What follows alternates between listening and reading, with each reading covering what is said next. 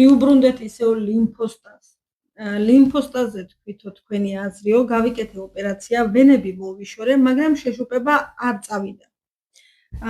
წონა არ მაქვს, ცურავ, დავდივარ ფეხით, მაგრამ შეშუპება ისევ მაწუხებს და ვის მივმართო? უბრალოდ ძალიან საინტერესო მომენტია. ვენები რომ მოიცილა, თუ ასაკოვან ადამიანებში სიზარღებს კოლატერალური თოთები უვითარდება და მოვლითი გზებიდან ელა ახალ სიზარღებს ქმნის ორგანიზმი. თუ ასაკში არ არის ადამიანი და საშუალო ასაკშია, კოლატერალები ჯერ არ არის განვითარებული. და ვენის ამოღებით ნიშნავს, რომ დაბკოლება გაიზარდა. ანუ ის ვენა ხო ატარებდა რაღაც რაოდენობას სისხლს, ხო ვეღარ ატარებს. ეს სხვა ვენები, რომელიც არაა განვითარებული, ახალი კოლატერალები არაა წარმოქმნილი. ანუ როგორ აღიხსნათ სხვანაირად და წარმოიდგინეთ, რომ დიდი მილი იყო, რომელიც წყალს ატარებდა. და იმისთვის, რომ იგივე რაოდენობა წყალი გაატაროს, სანამ ამ მილს გადაკეტავთ, იქიდან პატარ-პატარა მილებით უნდა გაგეყვანათ, კიდე რომ საერთო განაკვეთი ამ პატარა მილების ჯამში ერთად უდრიდეს ამ დიდი მილის განაკვეთს. ეს დიდი მილი ამოჭერით ვენის სახით და პატარა მილები არ იყო იმდენი განვითარებული, რომ მისი ოდენობის სისხლი გაატაროს. და რომ ვერ ატარებს ამდენ სისხლს, შესაბამისად პლაზმა სისხლის ის ნაწილი, რომელიც თხევადი არა უჭირს ფორმიანი ელემენტები და თხევადი ნაწილია, გადადის ქსოვილში და შეშუპებას იწვევს.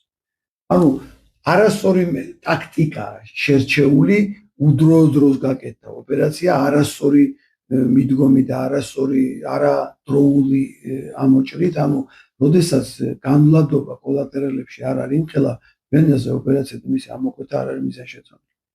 თუ მაქსიმუმ იყო თრომბი, შეიძლება თრომბექტომია გაკეთებულიყო.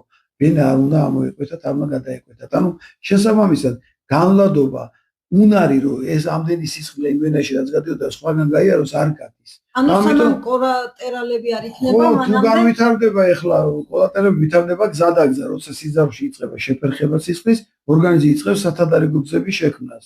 და ეხლა თუ მოასწრო ორგანიზმმა და შექმნა კი თუ არა და როგორ შეიქმნება არ ვიცით.